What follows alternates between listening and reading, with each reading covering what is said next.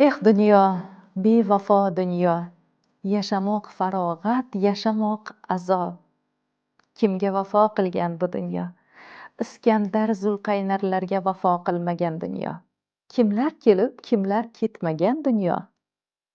Payg'ambarlar, ne zodagon, ne qaysarlar, shohlar, malikalar, dunyoni tiz cho'ktirgan sarkardalar, o'sha sarkardalarni ta'zim qildirgan go'zallar, malikalar o'tgan.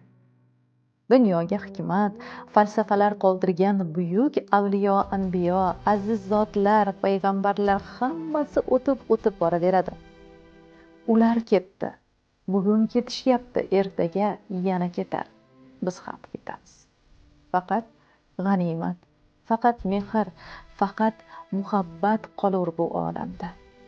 Kimlarga vafo qilibdiki, bizga vafo qilsin. Shoshilmaylik, qizg'onmaylik. Dunyo hammaga yetadi va hammadan qoladi. Bir-birimizdan o'tkinchi dunyoni qizg'onib, toliqib, tinkamiz qurib, o'tib boraveramiz. Arzirmikin? 4 kunlik dunyo, bir o'ylab qo'yish kerak-da.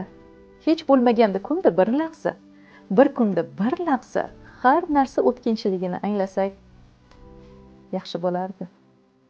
Onamiz qani, otamiz qani, bizga mehr berganlar qani? Bizni asraganlar o'tdi, asrash ishi bizga yetdi degan gaplar eshitganman.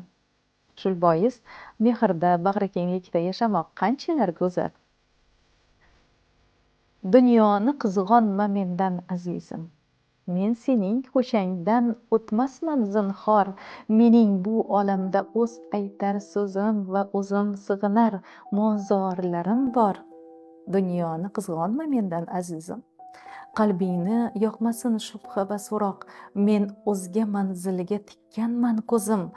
U sening kulbangdan juda ham yiroq.